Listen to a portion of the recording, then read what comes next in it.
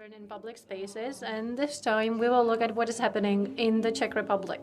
So I'd like to give the floor to KAROLÍna KLÍMOVÁ from the Department of Transport of the Prague City Hall, and Mr. ŠIŠKA, he is the Deputy Mayor of the 16th Prague District, the district of Radotín. KAROLÍna will give a brief introduction to Mr. ŠIŠKA's presentation, which will be about how they introduced a school street in Radotín. Good afternoon, ladies and gentlemen. And I would also like to say hi to everybody who is still not here yet after lunch break. I would like to say hi to everybody here on behalf of the Department of Transport of the Prague City Hall. So we are the people who you need to contact if you want to introduce something new and wonderful in your city. And I don't believe that we are in your way. I believe that we are your enablers. I did read the book by Janet Sadiq Khan, and most of you are now taking this book home to read for yourselves. And I believe that after reading the book, both New York and Prague are very similar. But at the same time, I think that Prague already is way ahead of New York in some aspects.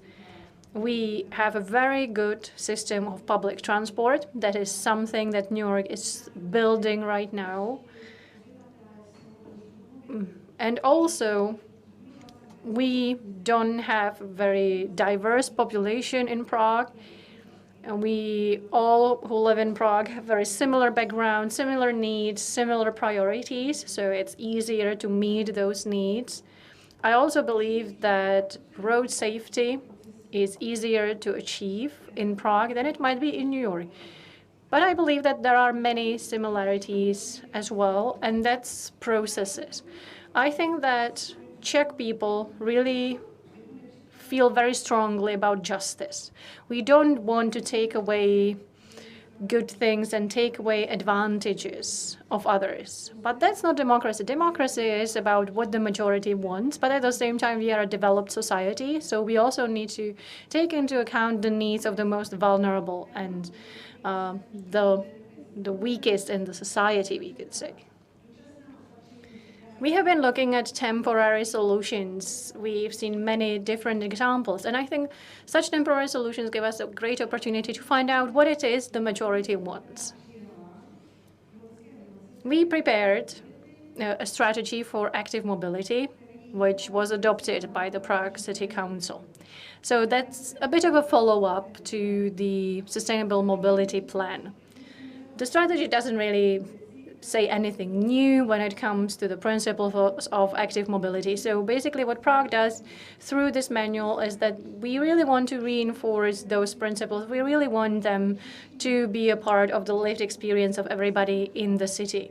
So the importance of pedestrians, the importance of walking, and things like that. The manual also includes processes, and that brings me back to where I started. Those processes are shaped by the legal environment, by laws, by city regulations. So we can't really make the processes the way we want them all the time, but we still want to go about the processes in as friendly way as possible. If you are not from Prague, let me just tell you that we in the transport department aren't the people who can give a green light or an official stamp to your project, but we have the money, we have funds. And there is 9 of us, 2 people focus on walking and accessibility, 2 people focus on cycling, there is 1 person for road safety, there is 1 person for EU agenda, and we have the head of our department. And those 9 people need to service all of Prague. So we are very, very busy.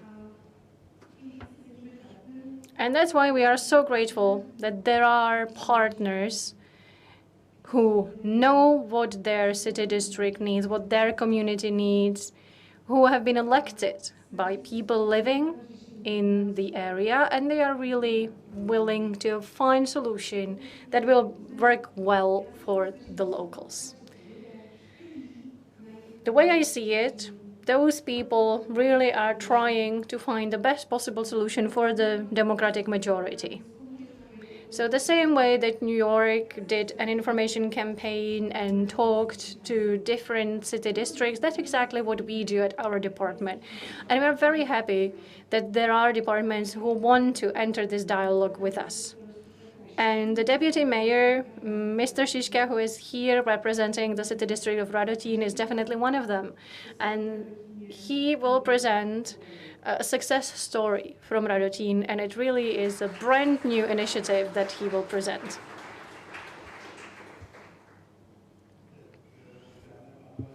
Ladies and gentlemen, good afternoon. So my name is Petr ŠIŠKA, and I come from the Prague district of Radotín. I've been the deputy mayor for 1 year now. Before that, I was 2 years, for 2 years I was a councillor.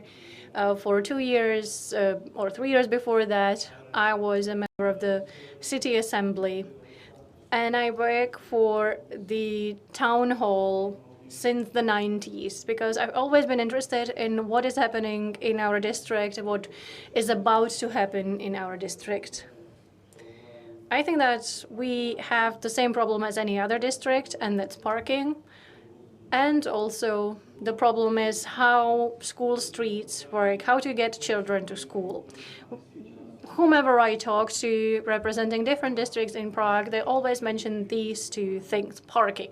Finding parking spaces within a district, getting children to school. That even exacerbates the problem because you have cars that are already parked in front of the school, and then everybody wants to get their children to school, trying to protect them because they believe that taking children by car is the safest possible option. In the past 10 years, we have come up with various interventions to make school streets safer. We really pushed the police to have more policemen on the streets. We were directing the traffic around the schools, but we still face the same problems. And the problem wasn't really with the kids. The problem was mostly with the parents. So it was back in February, when I heard about another school street project. So I started researching this, and I found out that in the 6th Prague district of Hounspalka, they already have experience with that, and they were really open and active, and I'm very grateful for all their help and assistance, and also for the assistance of Ms. KLÍMOVÁ here and other people from the City Hall. And from all of them, I gradually learned what school streets are. So let me switch to the next slide. Our big problem in Radotín, but it's at the same time a very big advantage, and that's the fact that we have 3 school buildings.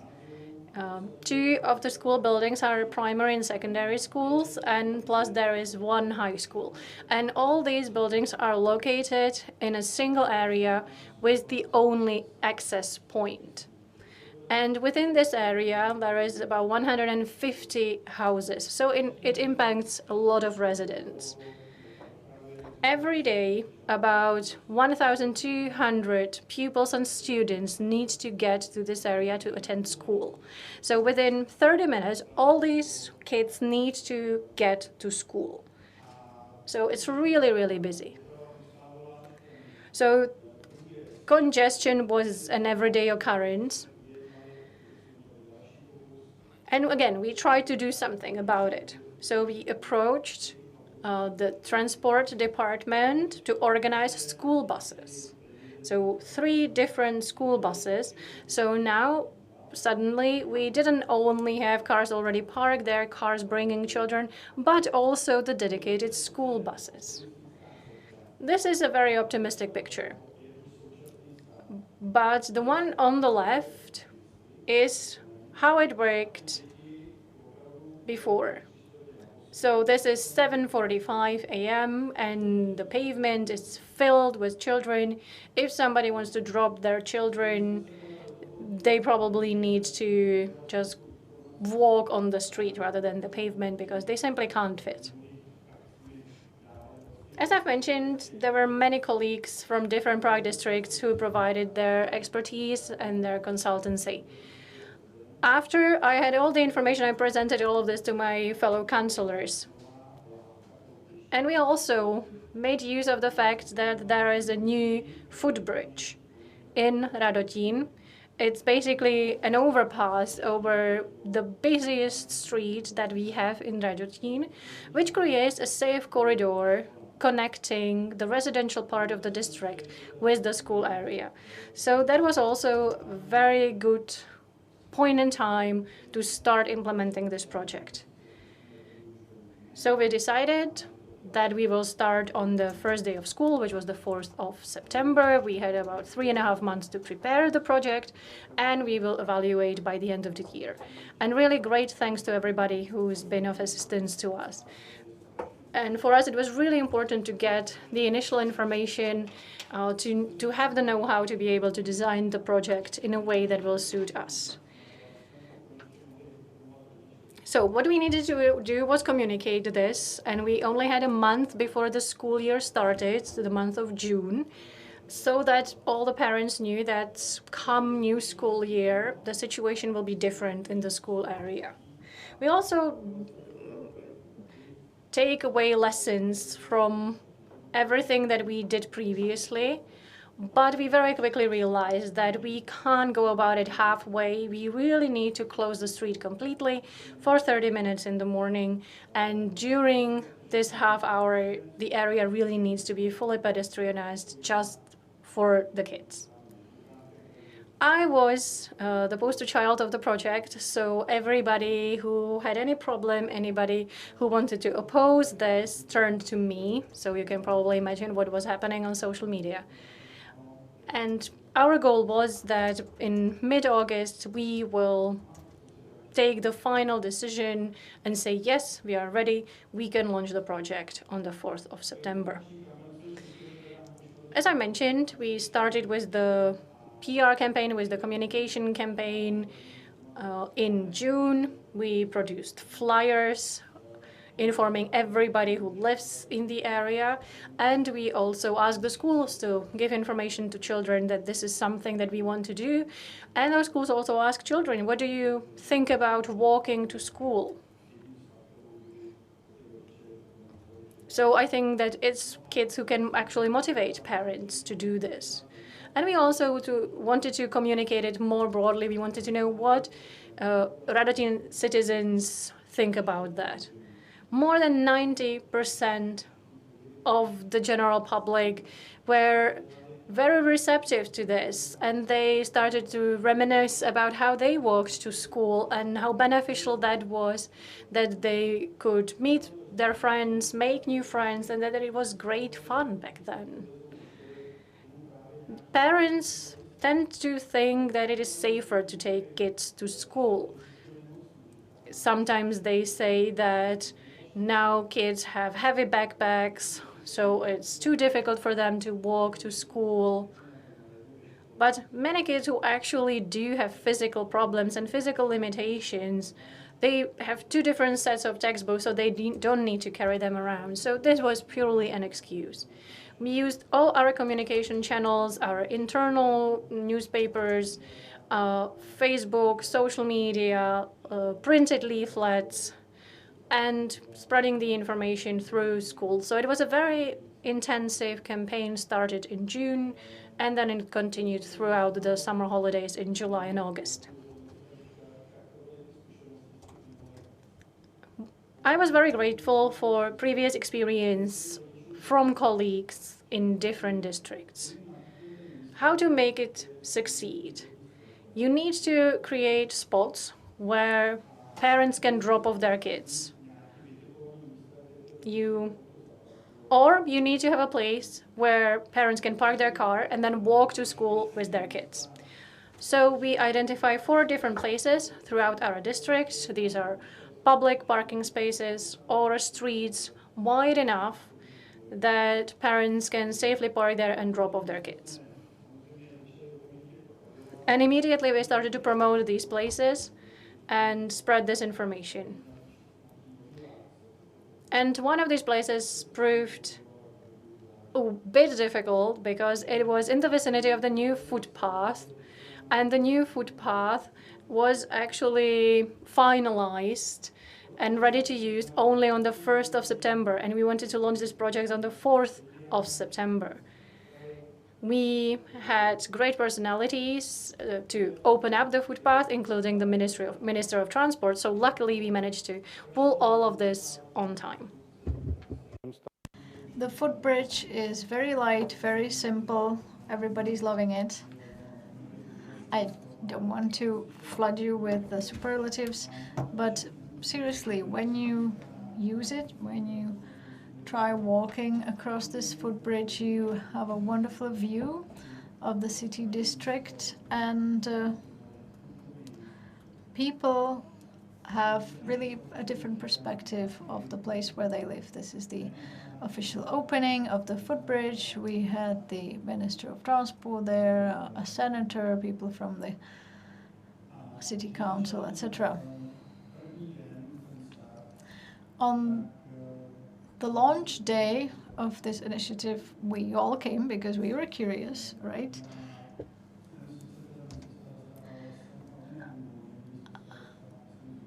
I am a deputy mayor, but I still have my regular job. And I'm an entrepreneur, so I have this inner belief in the success of my projects.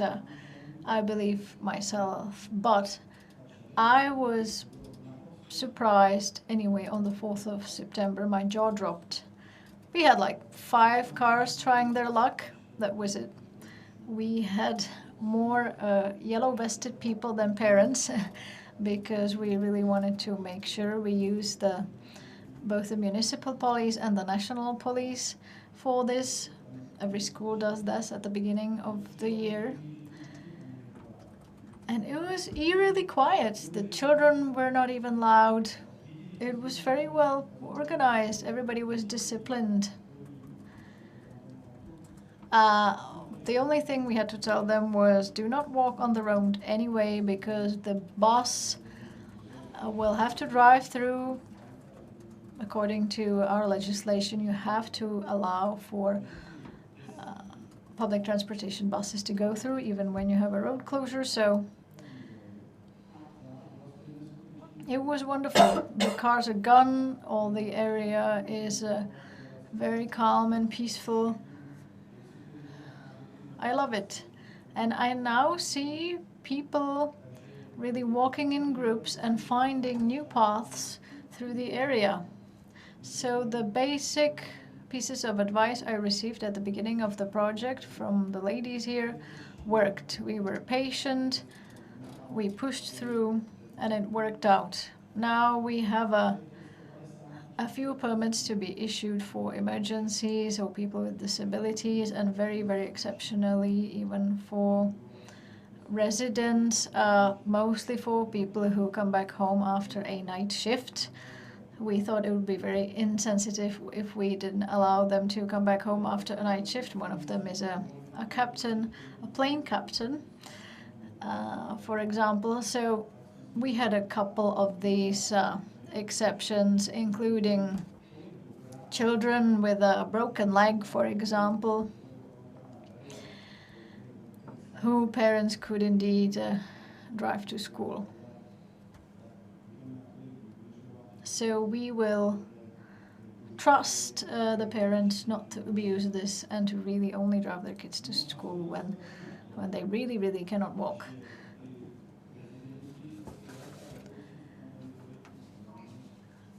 We also knew that residents don't drive in the morning, those who live close to school, because they have come to realize over time that there are too many children, it's too loud, too crazy, that it's not worth going in there. And when we calculated it, we had like 6 cars trying to get through.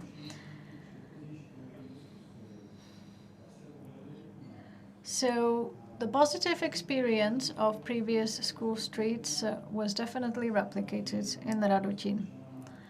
And I realized this is the peace and calm that you see there. We have 2 municipal policemen there, and the car in front of them actually turned sideways to a parking lot, so it didn't drive through. Only the buses are allowed through. Oh, and here are the surveys among children. We did surveys among children and parents, and now we're evaluating the first survey among parents. We sent the survey to around 1,200 children. 200 of them responded, and out of the 200 responses, 3 are negative, so parents love it. They accepted it. So I thank them very much because they changed their morning routine to enable this. And during November, we will start working on the evaluation of the project and make it permanent, because 2 months in advance we have to signal to the authorities that we want this to be permanent. Now it's temporary. All the signage is temporary. So we will start in November, maybe even sooner. And I realized that it's really important to offer alternatives to the people impacted by this decision, to offer benefits. It may sound harsh, but if you're impacted by any sort of discomfort, you has a selfish reaction, of course, because it is their thing, they want it. We had a permit application from a guy who said, I'm always asleep at this time anyway, but I want this permit just for the sake of having a permit. So of course we didn't issue that, but I realized that the people who are impacted by the discomfort need to be motivated positively, and we try to maybe emotionally exploit them a little bit by using children, right? Oh, you all were children, you all walked to school, you don't want to harm children, right? And then they really did, all the senior people started telling us stories about how they picked apples on their way to schools or in their neighbors' gardens or something like that.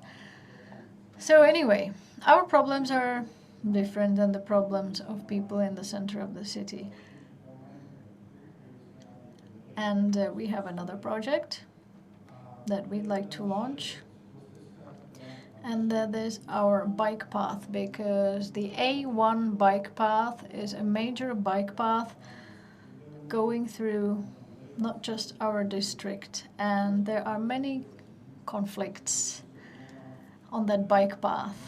And I don't want to blanket condemn bikers here, but we have many people driving from Radotín, our district, to the town of Dobřichovice. They always meet in groups, and they use all these mobile apps, and they compete how fast they can get there. I also signed up for the app, but I'm the slowest one. But imagine that you have a crossroad of bike paths, and there are signs saying, please cyclists, be considerate, slow down, and they never do. And when they never do, then people say, what about speed bumps, and put policemen there and do something about it. So we decided to implement an optical brake that could look like this. There were different ideas that there might be the head of a killed child maybe peeping out of that hole. scaring the cyclists, but it works. I read about an example in Moscow where they made a zebra crossing that looked like it was rising above the surface, and it protected the pedestrians, but then there were many car crashes because the drivers were maybe not paying attention. So we thought we could try this on the bike path.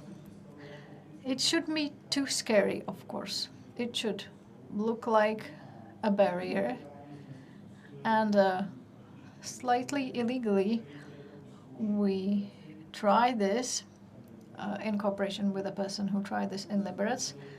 We tried this in the Stromovka Park. We painted it with chalk. We loved working with chalk and using our knowledge of optics, and it really works. You're disturbed from your stereotype when you see that, and it makes you think and slow down. So we trust that it could interest at least some of the cyclists. It could slow them down so that they stop racing there. So that's another project of ours. Like with the street school, school street, we try to influence the inhabitants a little bit, change their mindset, and we want to do the same here. Thank you very much to both Karolína and Petr. Please join me for a minute. We'll do a short Q&A. Karolína, please join us. What has to happen so that not just you two, but the whole teams have this as a standard? So what has to happen for this to become a standard within like a year? Yes, so you don't have to clone people. It wouldn't be too great if I were cloned. I'm not that great. Anyway, you have to have a good team. I got my people gradually. The ladies helped me with information, and then the help from the municipality was in the form of material things, but also sharing experiences. We started in May, and we launched it on the 4th of September, so it does not take a year. It was very fast.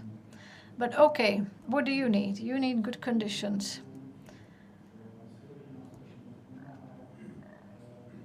Mr. Serovi helped us a lot. You need to have alternatives ready for people. I will not drive my kids to school, but I want to drive them to a point from which it will be safe for them to walk to school. And now we're waiting what will happen when it starts raining. Oh, the horror. A kid walking to school in the rain. A terrible idea for many parents. And then what really helped us is that since 1992, and it really is 1992, we have one party having a majority of the seats, more than 50% since 1992, and I will not say the name of the party. The current mayor has been there for 5 mandates already, so there's a lot of continuity, and we have good relationships with the municipal police and national police, and we have created a very good working group of people who will help us with launching this. And the fact that we were not even needed in the end was great. It was great that we did not need to punish people harshly for breaking the rules. We even expected another defenestration maybe.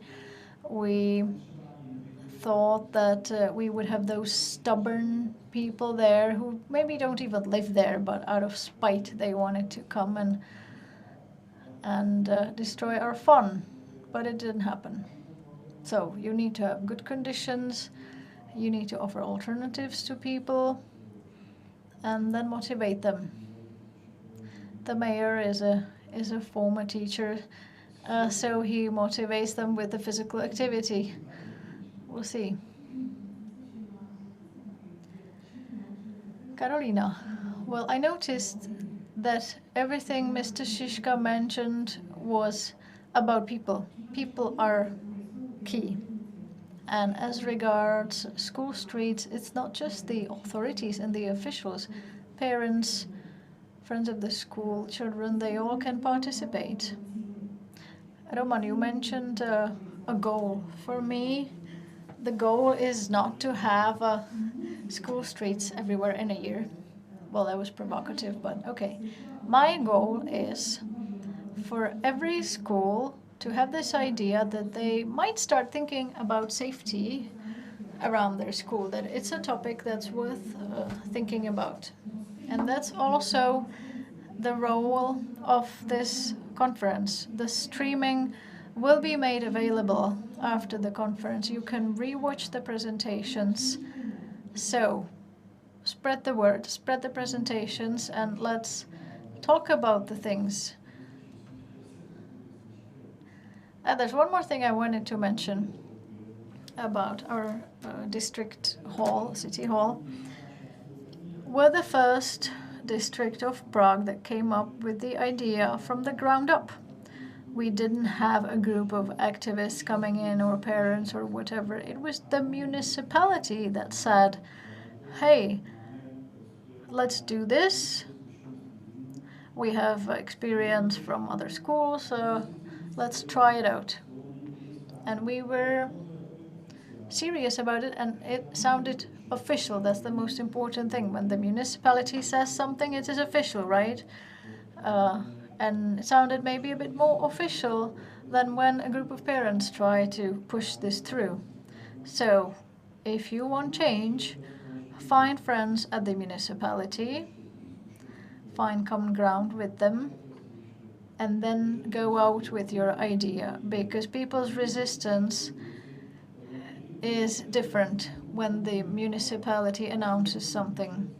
Even the provocateurs say, oh, we're big fans of this, but what if I forget my keys and I want to come back home? Okay, one more question from the audience, and then we'll move on.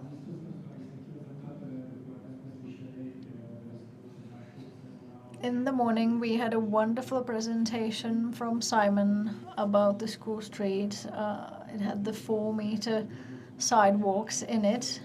So once you evaluate your project, do you think you will change the way the street looks? Maybe rebuild it?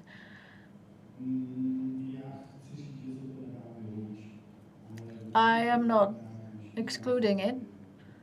But of course, in our development, it will be hard. Yeah, I don't know what the ratio is, if you can make it wider. No, it's like full of villas. Tiny streets, narrow streets. Some of them are already one-way streets because they're so tiny. And the streets around the schools are relatively normal, where 2 buses can drive against each other as possible. They can pass each other. And then you have a big sports area there. You have a swimming pool, football pitch and everything. So there are many, many, many cars driving there. And yeah, I don't think we can rebuild it.